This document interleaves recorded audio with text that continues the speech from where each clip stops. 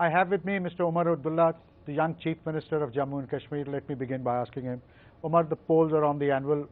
And we see a lot of migratory birds. How strong is the NC Congress alliance, or like some others? The alliance has sealed its seat sharing arrangement.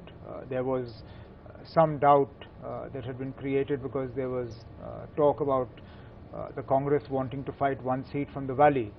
But given that all three seats in the valley were sitting National Conference members, and we have repeated our candidates for this election, fortunately we have now been able to work out the arrangement whereby National Conference fights 3 seats from the valley, and the Congress will fight the 2 Jammu seats and the Ladakh seat. So no possibilities of you following the path that the Paswans and the DMKs have done? That was never our path anyway. That has never been, we've never been the sort of Ayaram Gayaram group. As I mentioned a little earlier in the session that I did with your in your conclave, our arrangement or our understanding, our alliance was between National Conference and Mr. Atal Bihari Vajpayee. That is a matter of history now, and that's it. You know, I was amongst those people who heard you speak in Parliament on the 28th of July. That stirring speech, and it's still etched in my memory. And you said one of the biggest mistakes in your life was that you all aligned with the NDA, with the BJP. Is there any possibility, were the Congress to do as badly as people predict, that post-poll you could, for one reason or the other, decide to support the BJP with Mr. Narendra Modi as the Prime Minister? I think I have been as categorical as it is possible to be, even though some well-wishers of ours have quietly been advising us that we should keep all our options open, that we should not close the option of the NDA. The NDA as an option is closed to us. We are not. That is not an option we are going to be looking at. We are part and parcel of the UPA, and that's where we intend to stay, for good or for bad. How has been your experience of working in a coalition with the Congress? I'm told you weren't greatly in favor of coalition, but well, obviously, I mean, both the Congress and the National Conference fought the elections to form a government of their own. We didn't fight a pre-poll alliance. This is a post-poll alliance. Both parties tried to form a government on their own.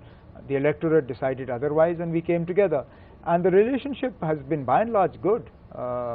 This is the longest lasting coalition government in the state. We have lasted now longer than 5 years. And there has been a good, cordial atmosphere between the two parties. Yes, from time to time there have been hiccups, but they haven't been serious enough to derail the coalition. And that's been a good thing. You know, when Mr. Kejriwal first formed the government, you said, way to go. You appear to have been enthused. Has your enthusiasm, given the fact that he just lasted just over 2 months, has that waned? Well, I don't think it matters whether my enthusiasm has waned or not, because I'm neither a voter in Delhi nor am I affected by what he does or doesn't do. I think some of his support did wane as a result of actions that took place. But he's aiming for a much larger role. He's playing on the bigger stage now. I don't know. I mean, we all underestimated his impact on the Delhi state elections. I think we're all a little reluctant to underestimate him now. Let's see what he does. I think his support will be a lot more limited than he'd like to believe, but I don't think we should run the risk of underestimating him. You know, there is Mr. Modi is looming large, and this appears to be turning out to be some kind of a Modi versus the rest battle. At the same time, there's a vast section in this country which has a lot of apprehensions. Do you believe those apprehensions are misplaced, or do you believe that there is a basis for I believe that the apprehensions are well founded. He is largely, I mean, we know his track record in Gujarat, since he came into the office of Chief Minister. That's there for everybody to see. How that track record in Gujarat will translate onto the national stage, how being the Chief Minister of a large single party government in Gujarat will translate into what possibly could be as head of an alliance government. I think all that remains to be seen. He's completely untested on the foreign policy front. We don't really know where he stands, other than a bit of saber rattling towards China and Pakistan that he has done from time to time. We don't know where he stands on some of these crucial issues. So yeah, there are, I mean, apprehensions are not misplaced. Is there anything that you heard or seen which you believe would placate or allay some of the concerns that people have about him? I don't know.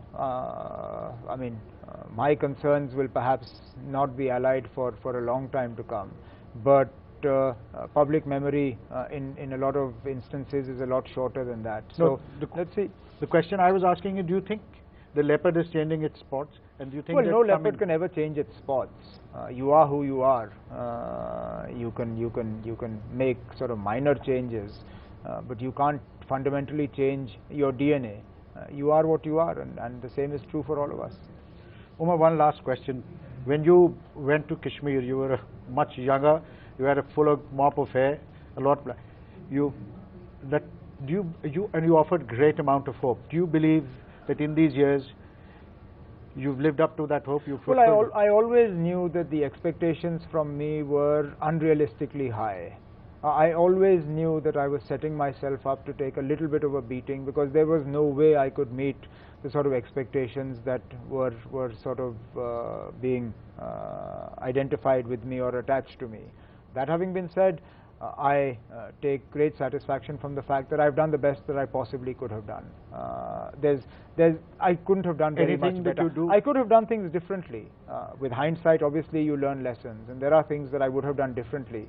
But I don't think I could have fundamentally done things very much better without the benefit of hindsight that I now have. I've done the best that I could do, and I still have the better part of this year, because our state elections are only in October, November.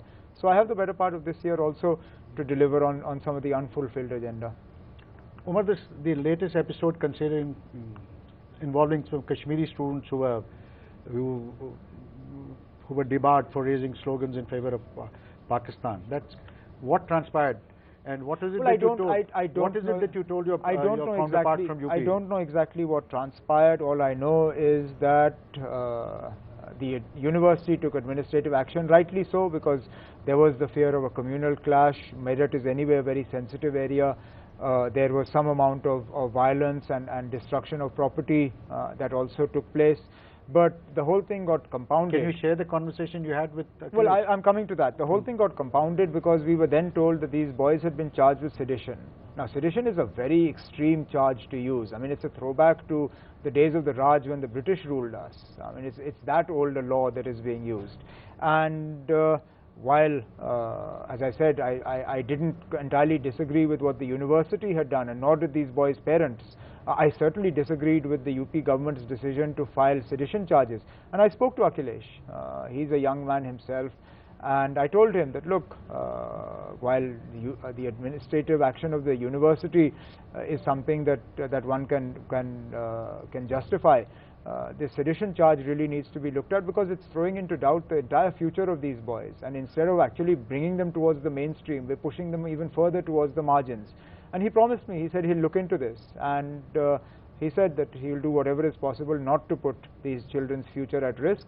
And I'm grateful to him, because within a few hours of my talking to him, the sedition charge was removed, and we're now trying to ensure that these boys get adequately rehabilitated. Omar, do you find it easier to relate to the Akhilesh, get through to the Akhilesh Yadavs, the Rahul Gandhis, people of your generation, rather than getting through to people of your father's generation? Well, I work with people who started their careers with my grandfather, not even with my father, with my grandfather. And I work just as well with them as I do with people who are from my generation. It's a different matter that I may not indulge in the sort of light-hearted banter with them, because, I mean, at the end of the day, I have to give them the respect and the regard that is due to somebody of that age. They are of my father's vintage. Therefore, I won't be backslapping with them. But I have no problem working with them, and I'd like to believe they don't have a problem working with me either. Thank you very much for taking time out, and good luck. You have a tough task ahead of you. Thank you.